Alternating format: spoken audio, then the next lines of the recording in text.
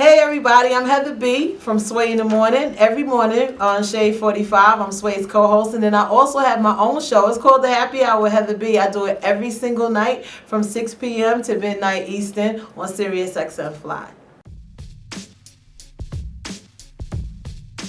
If hip-hop and R&B had a baby, that's SiriusXM FLY. It would be fly if they did have a baby. So obviously, yeah, that's the whole sound and the vibe of the music. First and foremost, I would have to say Mary J. Blige. I actually remember being in the real world, shooting that season and telling Julie, who was my cast member at the time, I was like, listen, you gotta listen to Mary J. Blige. Also, during that time period for me with hip hop, obviously we have our greats and we have our legends, we have our LL Cool J's, and we have those people. But I think A Tribe Called Quest gets overlooked a lot. They're not mentioned enough, and it's always good to have a place like SiriusXM FLY to hear their music as well.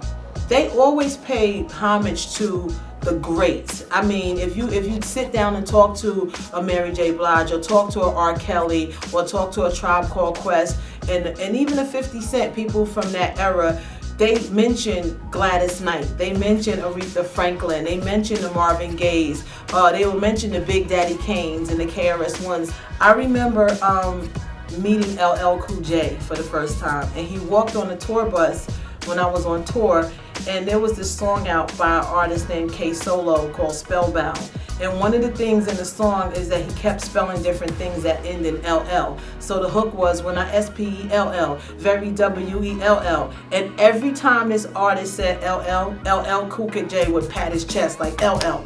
And I was like thinking to myself, do I say hi to him or just keep watching him pat his chest the entire time while this song is playing on the bus? And I mean, he didn't miss a beat. It was like, when I S-P-E-L-L, very W-E-L-L, very W. I was just like, he's crazy. So I remember thinking that, and I never spoke, by the way, but that was my LL Cool J moment, and I sort of just kept passing him by. Every time I see him, like I literally just saw him last week, that's all I could think about, and I still didn't say hi.